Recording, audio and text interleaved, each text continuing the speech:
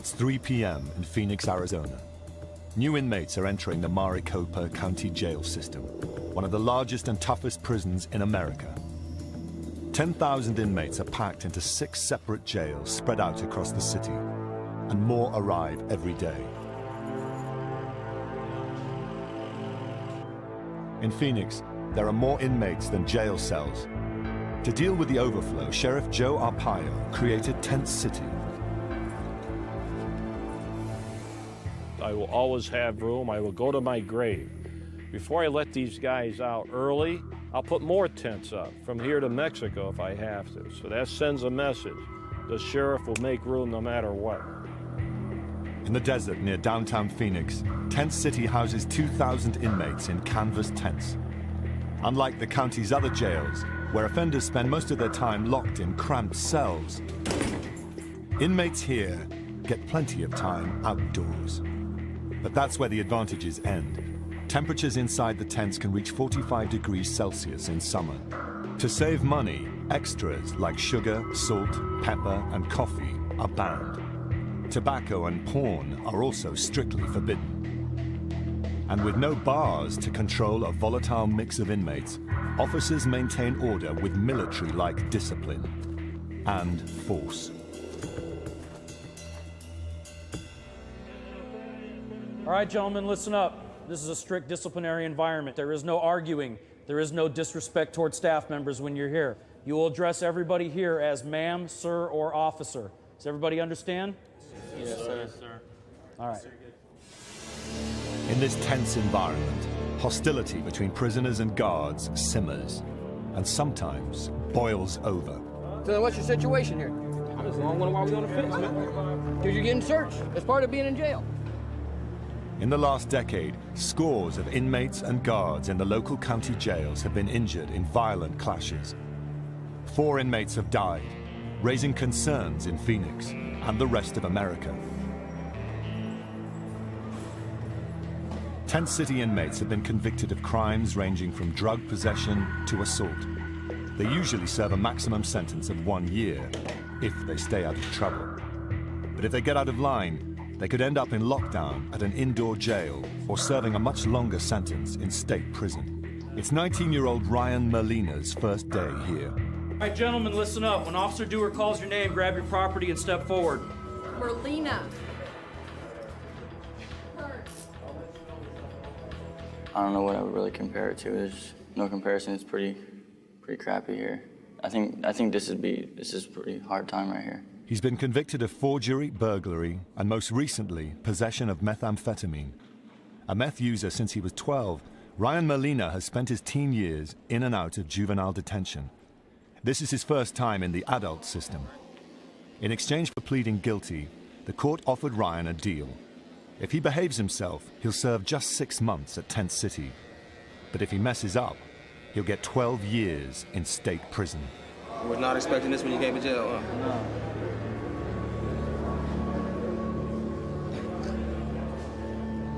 This is pretty much my last chance. If I do mess up in here or on the outside, I'm looking at 12 years off the bat. But surviving at Tent City is going to be harder than anything he's ever done.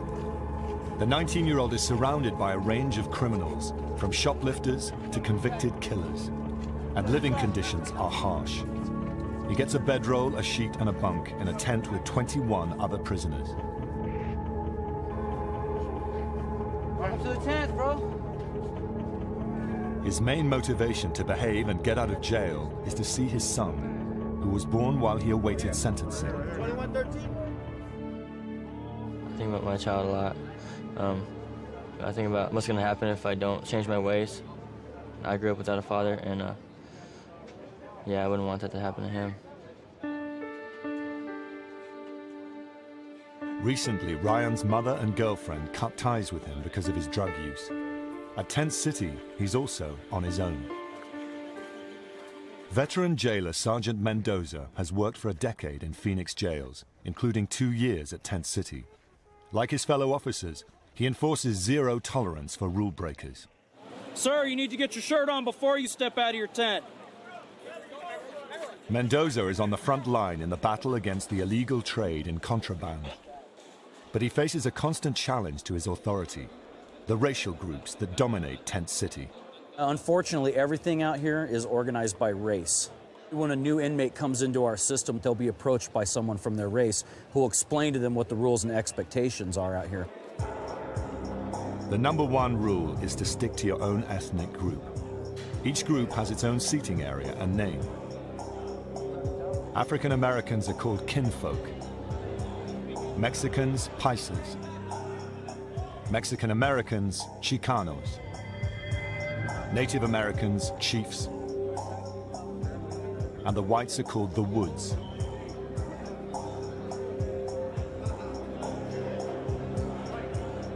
The gang leaders claim they provide protection, but officers say their purpose is to control inmates and contraband. Oftentimes, the heads of the races are involved in some of the criminal activity and the contraband smuggling that goes on out here. Unfortunately, as soon as we remove a head from the yard, they're replaced by somebody else right away. So we're constantly trying to find out who they are. They're constantly trying to hide their identity from us, and it's a game that just goes on and on and on forever. For new inmates like Ryan Molina, there may be safety in numbers. But sometimes it's not rival groups fresh faces have to worry about. It's their own. For inmates who break the rules of their race, punishment is swift and painful. For minor infractions like a verbal insult, a chin check or punch in the jaw. For a major offense, like not paying back a debt, smashing, a vicious beating by 3 or more inmates. The influence of racial gangs threatens prison officers' grip on control. They are criminals, and you can't turn your back on them. Right now, when you look out on this yard, everything is quiet, but that could change at a moment's notice. We have had some major disturbances out here in the past. We've actually had an inmate take control of the yard. In 1996, Tent City exploded into violence when all of the racial groups rioted after an officer allegedly shot pepper spray in the face of an inmate. The situation quickly spiraled out of control. Inmates took 8 guards hostage and burned 2 tents to the ground. It took law enforcement 3 hours to regain control of the jail. To deal with rioting inmates, the jail has a heavily armed unit called the Special Response Team, or SRT. Sergeant Irby is in charge of one of 4 SRT squads that make daily raids throughout the jail system. We're called whenever there's a situation in a facility that has gotten out of hand. Be it from multiple inmate fights, we've responded to 20, 30 inmates fighting in a pod. Irby's team of 7 officers responds to everything from brawls to assaults on jail staff. My job is care, custody, and control, and heavy on the control end of it now that I'm a member of SRT. And that's all we intend to do, is to control the situation. If newcomer Ryan Molina gets involved in illegal activity, the Special Response Team will strike. Trouble may find him, whether he wants it or not.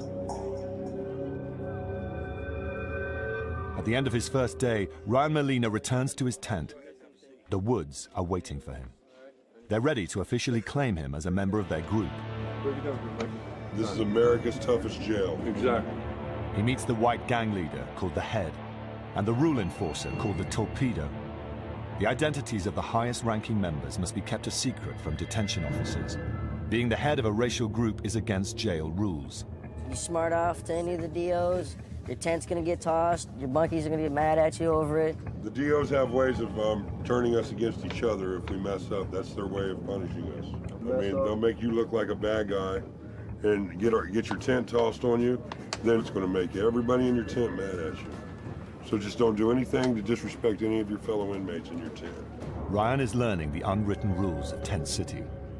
If he disregards them, his group can turn on him in an instant. You're not a kid, you're an adult. You know what to do, what not to do. You got a nice haircut, too. I like that. Ryan must master 2 conflicting sets of rules, those of his fellow inmates and those of the jail. If he can't maintain this dangerous balancing act, the consequences could be devastating.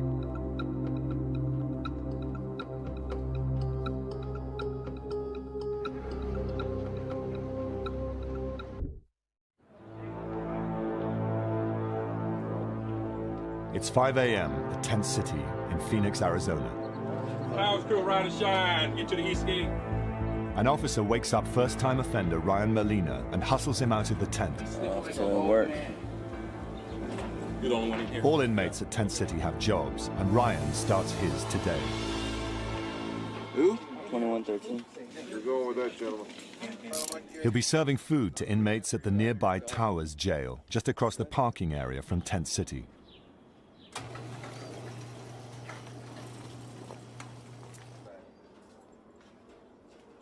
It's a job with challenges and temptations that could land him in serious trouble. From what I heard, a lot of the inmates in here are going to want extra food, and consequences for me getting extra food, I'll be going to the hole, so I can't do that. Unlike inmates at Tent City, who have all been convicted, 70% of these men are still awaiting trial. But Towers Jail offers even less freedom than Tent City.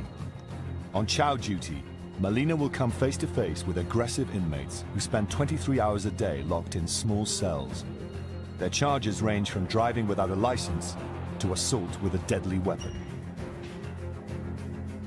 They'll try to threaten and bribe him for more food. For a former meth addict and troublemaker, avoiding danger and opportunities could be tough. To keep costs down, the jail feeds these inmates only 2 meals a day of surplus food. The sheriff's office publicizes the fact that it spends just 40 cents per inmate per day on food, compared to $1.40 for police dogs. As Ryan gets ready to deliver the budget food, one of his co-workers prepares him for what's about to come. They get 1 milk, 1 bag, that's it. They'll ask you, they'll beg you, they'll cry, and they'll hide their milk, saying they didn't get a milk. Yeah.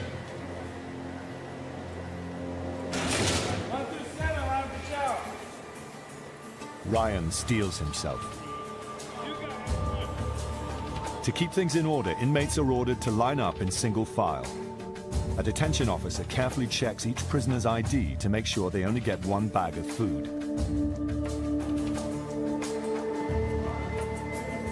Hey, where you at? What's cell? What's cell? 11. Under the officer's watchful eye, things go smoothly at first.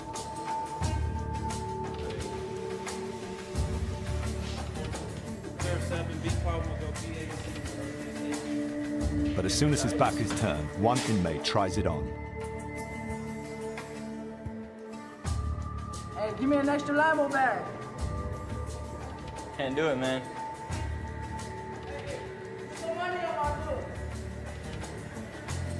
Can't do it, dog. Ryan passes his first test, and things are calm for the moment. But just around the corner, Sergeant Irby and the Special Response Team prepare for a surprise raid. Don't provoke anybody. It's part of a program of random searches to keep control throughout the county jails. They're on a constant lookout for weapons and contraband that fuel inmate violence over black market tobacco and drugs. Watch your use of force. Okay. Sergeant Irby gives the signal. Go. And the team moves in.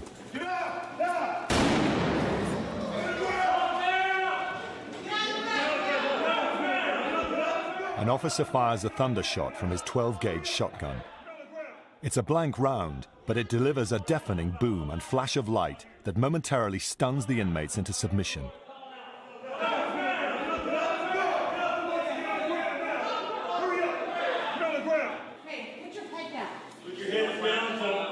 Put your hands on your head. Send him down. Send him out. Come right out.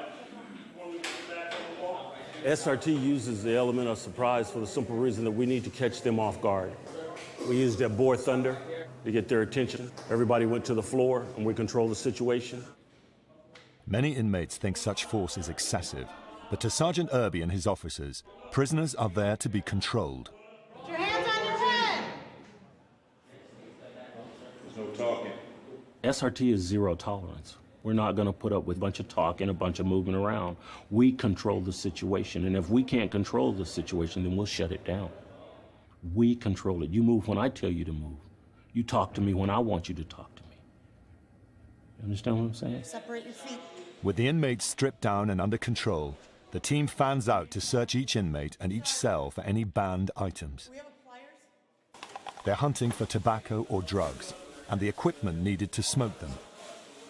We found where they actually had little glass pipes stuck in stuff like this.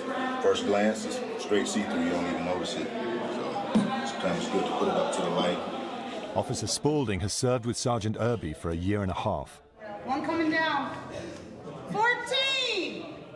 Put your hands on your head. Keep your pants on. I don't want to see anything. Take your shirt off. She knows that keeping nearly 100 inmates in line is a dangerous business, and she takes her responsibility seriously. You know, zero tolerance. Sergeant Irby tells us zero tolerance, and that's exactly what we do. Every corner and every object in the cell needs to be carefully checked. Even seemingly innocent items like plastic bottles can become dangerous weapons in the wrong hands. So sometimes what they like to do is they take the cleaner and douse an officer with it, especially if it's bleach. So anything that is not in its original container is going to be considered contraband. Inmates are constantly finding new ways to make weapons. But what they'll do is they'll take that razor blade and they'll place it in between, and then they'll tighten this up with rubber bands, and they'll use it as a shank. Slice somebody open with it when they least expect it. One of the items found today is a bottle of homemade alcohol, or hooch, which inmates make out of fermented fruit, bread, and smuggled in sugar. Inmates take anything they can that's sweet and put it with bread, and then through the stages of fruit, it ferments, and then it turns into an alcohol. They make an alcohol out of it. But the few guys that I know that have ever drank it have told me it'll make you sick if you drink too much of it. For Irby and his squad, the hooch confirms that the contraband trade is still thriving. As long as inmates deal in contraband, there's the potential for violence. And that means the special response team will need to keep the pressure on.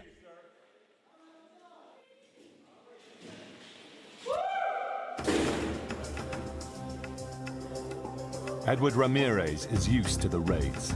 This is his fourth stint in county jail for crimes ranging from petty theft to assaulting his estranged wife's boyfriend. Now, he's near the end of a 4-month sentence for violating parole. I've been in and out of the system. I've been in here from cases of aggravated assault, theft of means of transportation, forgery, to selling drugs,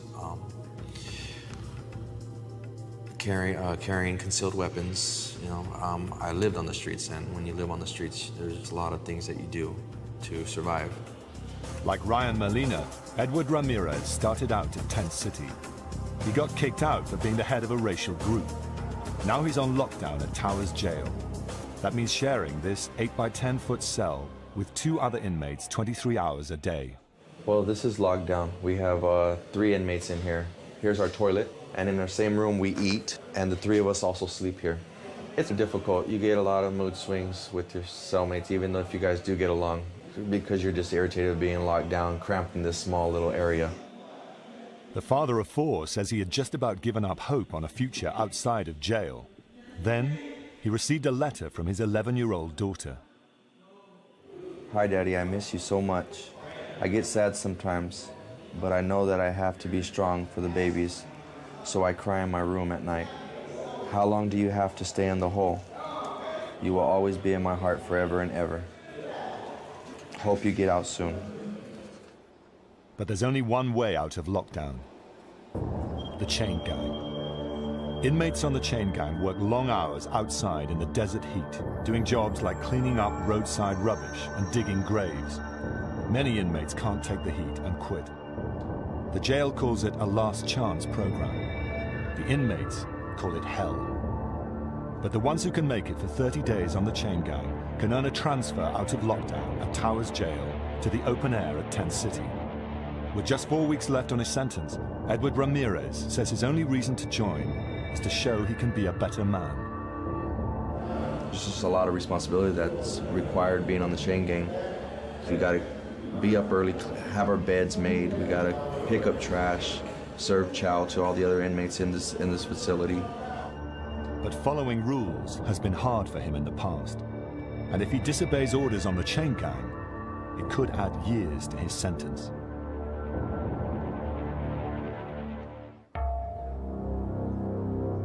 Meanwhile, it's Ryan Molina's second week at Phoenix Jail's Tent City.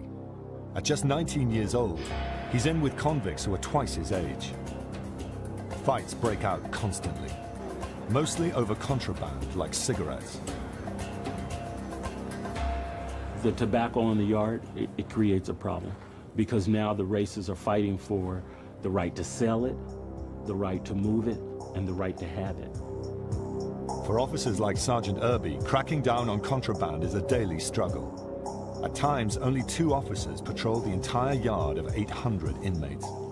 This means there are plenty of ways for enterprising prisoners to bring contraband into the yard. There are hundreds of inmates out there on the yard, but hundreds go to work.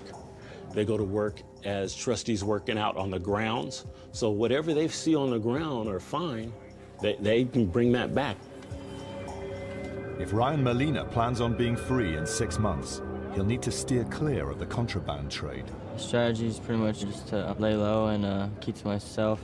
I mean, there's a few people that I talk to, but pretty much not get in debt with anybody and just get through my time as quick as possible. But that won't be easy. He now spends all his time with a white racial group called the Woods. The group provides him with protection, and in the open spaces of Tent City with no place to hide, he needs all the protection he can get. But being accepted by the whites-only Woods gang is a double-edged sword. Several members of the Woods are active contraband dealers, and they have ways of drawing new recruits into the trade. Today, another inmate called Tripod invites Molina to join in a game of cards. Inmates usually gamble for fun, but sometimes for contraband. If young Ryan ends up in debt, he may have to pay up by performing a risky service for other inmates, like smuggling black market goods. What starts as a friendly game turns tense when the newcomer starts losing. I think he switched the books up though, dog. Because it was that book right there. It was that book right there, though, dog. I know. How am I supposed to know which one's first? How am I supposed to know? Because that's the thing. Nobody says spades is a clean game. When there's items on the table, I'm all about winning. But Ryan doesn't realize that Tripod is being closely watched by detention officers. The word on the yard is that Tripod is a major player in the illegal tobacco trade. What tent you live in, sir? Yeah, so you were in the wrong yard, weren't you? Yes, sir. Okay, so you're in the wrong yards. Why don't you go ahead and jump up on the fence over there? Look at Tripod. What's up, Tripod? What'd you do, Tripod? See what else you got on you. Officers search him at every opportunity. Anything else? No, you need sir. to know about? No, What's sir. that? Nothing. Put that in your pocket. Let me see it. It's been smoking again. Let me see your hands. They check his fingernails for nicotine stains. No smoke on my yard, sir. It's a good way to go away. If Ryan gets lured into illegal activity, under the terms of his court deal, his short jail term could turn into 12 years in prison. But at Tent City, it's hard to avoid trouble. Edward Ramirez thinks he's found a way. The sheriff's chain gang. Like all county inmates, he prepares for his day by putting on the special jail-issue pink. According to Sheriff Arpaio, inmates were stealing the standard white undergarments, so he had them all dyed, along with all the sheets, towels, and handcuffs. And there's another reason for his unique choice of color. Why make them wear pink underwear? Why pink? Because they hate pink, at least in this county. Why would you give them a color they like? Also, we have pink handcuffs, so everything's pink. All right, take one step forward. At 5 a.m., Edward Ramirez and 12 other inmates begin the shift.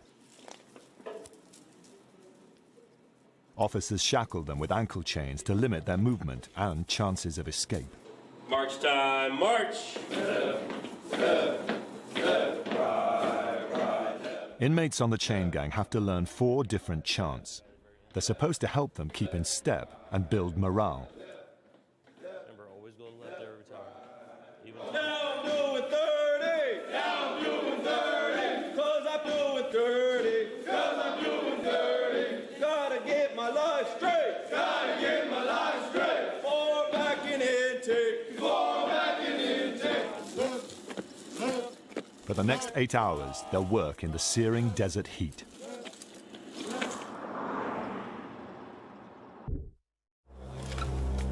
Today, the chain gang is collecting rubbish along a highway near Arizona State University. Officer Parks keeps careful watch. He's armed with a 12-gauge shotgun in case anyone gets out of hand. Clear sidewalk for me, please. Do not make contact with anyone at the bus stop. Gentlemen, you know what contraband is. Do not pick it up.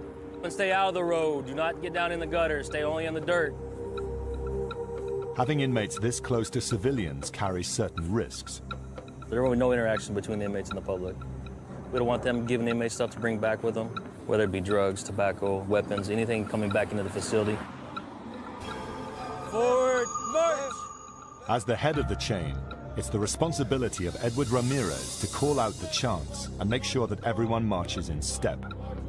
Scuff our boots, shut 'em up all night. Scuff our boots, shut 'em up all night. Chain gang program is all right. But 6 new inmates joined the gang this morning, and it's not going smoothly. We have about 6 new guys on the chain. They don't know how to march right or turn right yet. A lot of these new guys, they're joking rather than out here working, and they don't really pay attention to what's going on. They don't really care what's going on out here. Every false step messes up the group's timing, forcing the men to stop and start again. Edward Ramirez is losing patience, but if he takes his frustration out on the other inmates, he'll be taken back to lockdown. March time, march! Left, left, left, right, right, left. The gang gets through today without mishap. It's been harder than Edward expected. If he can get through 2 more weeks, he'll be eligible for release. But with this young crew, he knows anything could happen. Back in Tent City, the cat-and-mouse game between inmates and guards over contraband continues. Officer McVaugh has such a knack for sniffing out contraband, they call him the Bloodhound.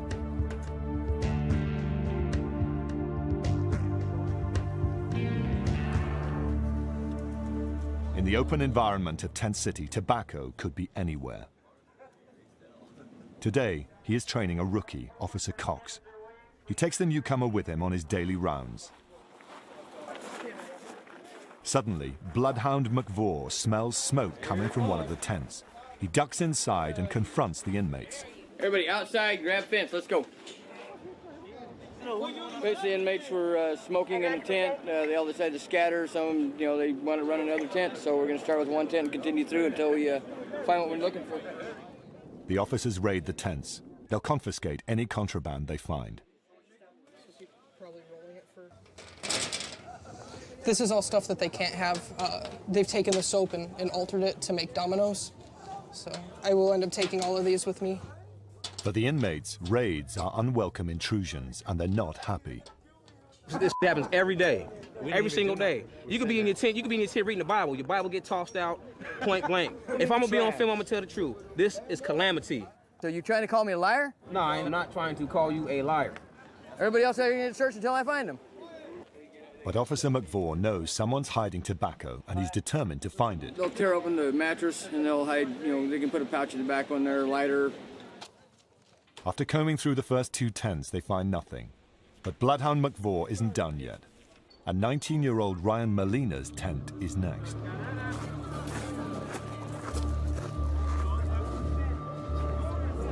Why don't you guys mind your own business and sit in your bunks? Now Ryan, Tripod, and the other inmates have to wait, while their tent is taken apart and thoroughly searched. At 7:30 in the morning, they tell me to wake up so they can toss all my stuff. Yeah, I do get kind of upset about that, you know what I'm saying? Compared to a traditional jail cell, a tent and the grounds outside offer many unusual hiding places, and the officer they call the Bloodhound knows them all. Illegal tobacco can be hidden under rocks, stashed in tent folds, or wedged behind support poles. The Bloodhound sends his rookie up high to check the top of the tent frame. Check the lights.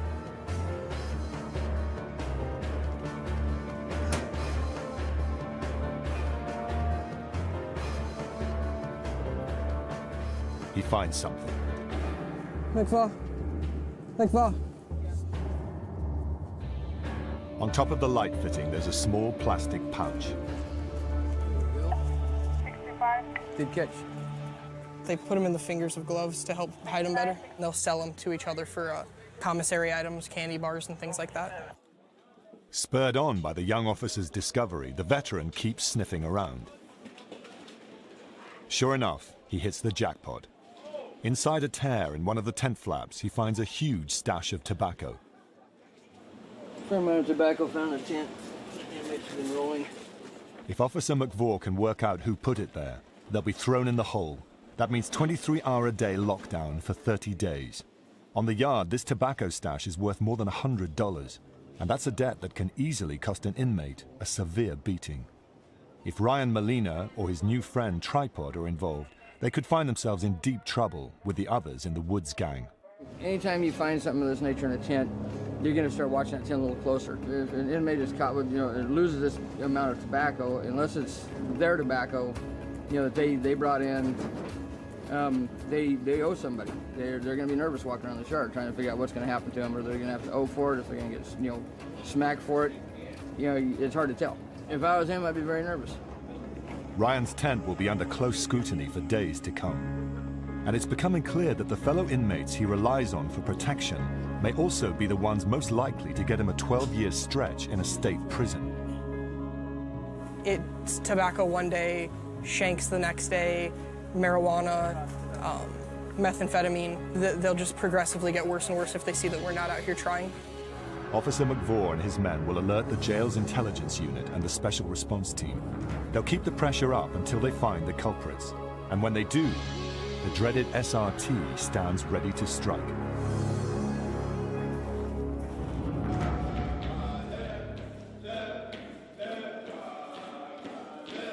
Meanwhile, Edward Ramirez has been on the Phoenix jail chain gang for 3 weeks. When we march with pride. When we march with pride. Stuff our boots and them up all night.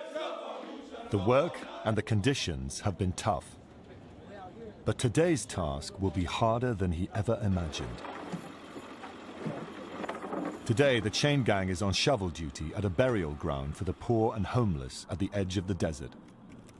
Well, we're out here burying the indigent, which means that we're here as their family. These people have no families, or they're homeless. So we're their family today. The inmates unload the coffins from a transport van and take them to the graves.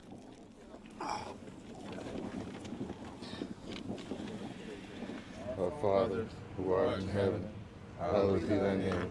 Thy kingdom come, thy will be done, on earth as it is in heaven. It's grim work, and another day of hard labor.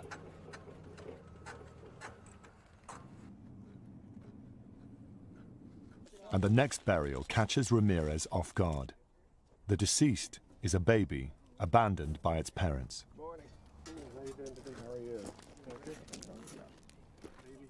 This burial is a child, 3 months old, and he was born 3/23/07. Let us pause for a moment and pray for all children of the world. If some of you have children, remember them. Remember all those who are abused, left like this child. Pray that someday there will be an end to violence of any kind.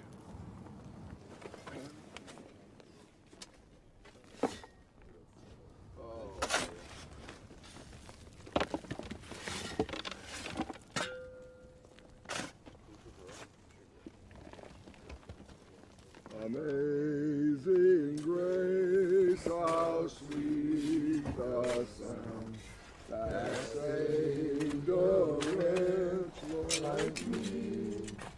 It kind of touched us all, having to bury a child this morning. So it was pretty difficult, pretty emotional for that. I have 4 small children, ranging from 11 to 4 years old, so yeah, it hit me personally.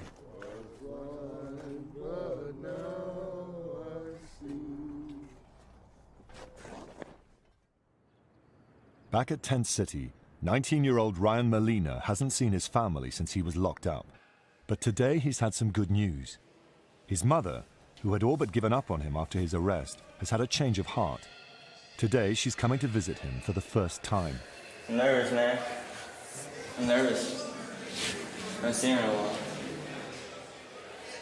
He knows that his only chance of being a father to his newborn son depends on convincing his family that he can be trusted and staying out of trouble.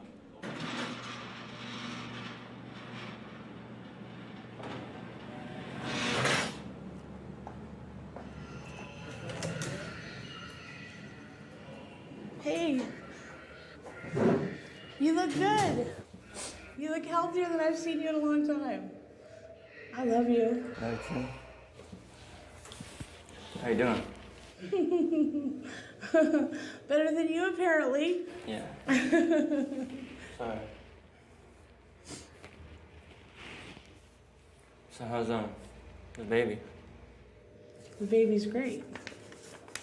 I brought you lots of pictures, but you're only allowed to keep 5, apparently. So you can pick the 5 you want to keep. These are the first pictures Ryan has seen of his 2-month-old son. He's a redhead. He's a cutie. He's adorable. He's got Liz's dad's nose. Lizzie? He's so cute. He is cute. He's almost as cute as you were. The pictures are a vivid reminder to Ryan that he needs to change. His mother helps drive the message home. I don't know if you know this or not, Ryan, but I was doing a lot of stupid things before I got pregnant with you. I stopped doing those things because I had to take care of you. And I really pray that this is the same thing that happens for you, that you just clean up your life and you make it great for this little boy. You're going to be a great dad. And be the dad to him that your dad wasn't to you. I know, I will. Speaking of my dad, have you talked to him or anything? No? I don't even know if he knows you're here. Ryan, I love you, and I'm sorry I didn't protect you better when you were a little kid, and that you went through all the crap you went through, and that you're in this situation now. No, that's not your fault, Mom. I love you.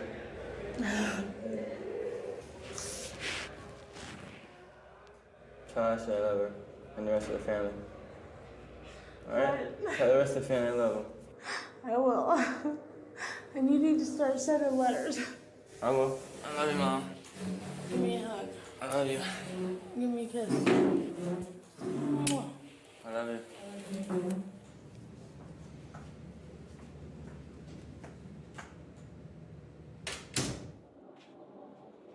Ryan returns to his tent, determined to serve his time quickly and get home to his son. But even if he decides to change his habits and friendships to steer clear of trouble, events are already in motion that could land him in lockdown. Working on a tip-off, 2 undercover officers with the jail's intelligence unit have just discovered a huge stash of tobacco hidden in a skip at the edge of Tent City. They think the stash belongs to 2 inmates in the whites-only Woods gang.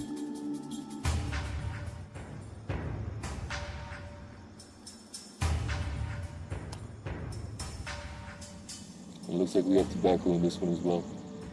Each pouch would be equivalent to $20, $25, pretty much like having a Cadillac in there. For the intelligence unit, it's a significant result, one that could break the back of the Woods contraband ring.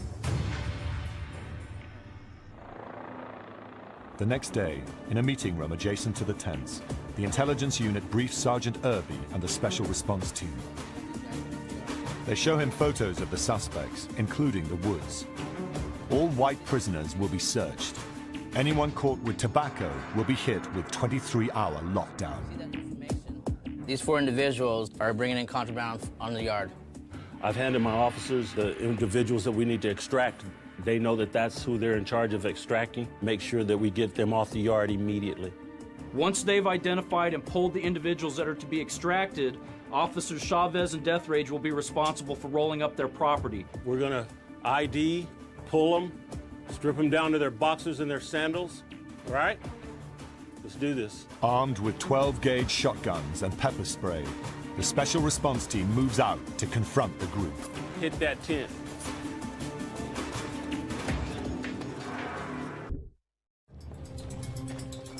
It's 3 p.m. at Arizona's Tent City Jail. Sergeant Irby and the special response team hit the first suspected tent to search for illegal tobacco. Hands on your head right now. The inmates are caught off guard.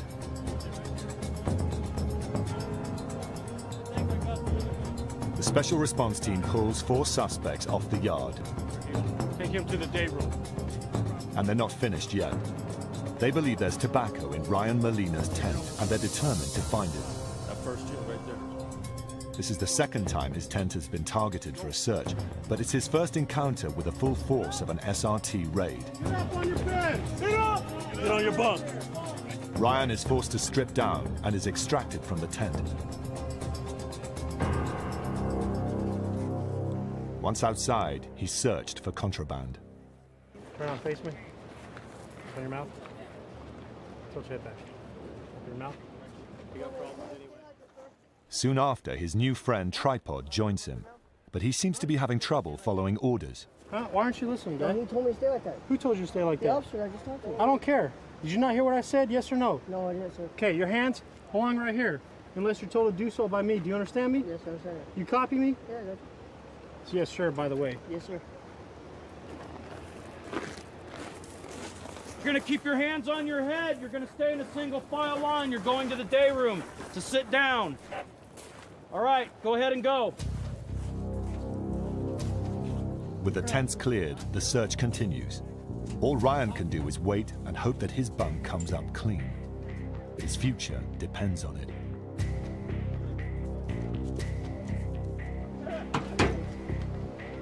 It is like clockwork. If you do something enough, you get good at it, and it's something that we do quite a bit out here. Sergeant Irby has been on the job long enough to know that contraband could be hidden anywhere. He and his team are prepared to search high and low. Careful. If we come up with something that's serious, that individual could be rolled off the yard. And we have enough equipment to deal with him if it gets out of hand.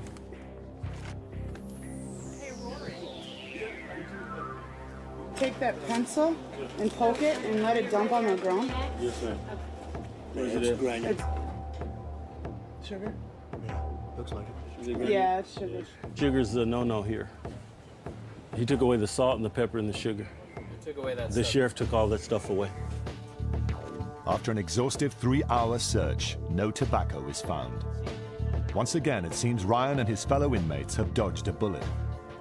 But there's one thing both the inmates and officers can count on. This raid won't be the last. They saw the force that came today to look for that contraband. And a lot of times inmates forget that we have that many officers, if even more, that we could bring on this yard in a heartbeat. It'll calm down the yard at least for 2 or 3 weeks before they realize, okay, they're not around anymore. We'll start trying to play our games again. And then within a month and a half, we'll all be back out here again. Ryan Molina has survived his first SRT raid. If he can avoid trouble for the next 90 days, he'll leave Tent City and begin a 2-month drug rehab program. I've learned that you really don't have any control over what you do, and SRT and come in here, do what they want, random searches, whatever. My strategies and just listen to the DOs, do what they say, cooperate with them, follow the rules, keep to myself, don't get in any fights, try and stay out of trouble as much as I can. I do look forward to getting out of here soon.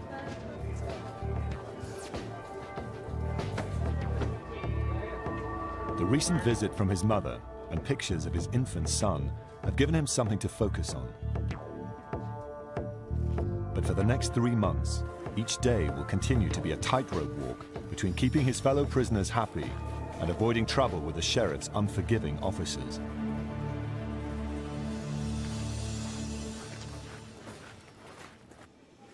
For Edward Ramirez, the dangers of prison life are over for now. After serving 4 months in jail for violating parole, it's time for his release. Ramirez, step out. Date you were arrested? December 30th, 06. There's little chance of patching things up with his estranged wife, but he's looking forward to seeing his children and making up for lost time. Okay, that door in front of you will open up automatically. When it opens up automatically, walk in it, go straight across to the other door. Listen for the door, you'll hear a click. When you hear a click, push it open. Head off to the left. Okay. He's told his entire family that he's getting out of jail this morning. He doesn't expect his wife to show up, but he hopes his parents will be waiting for him when he steps outside.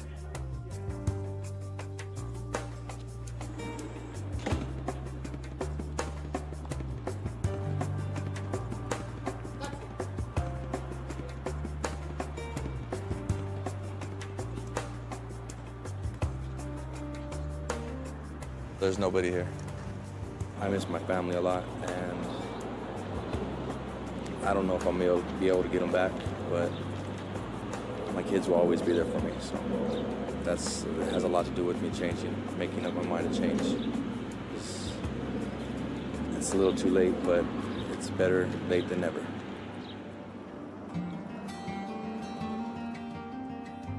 Edward is leaving jail alone.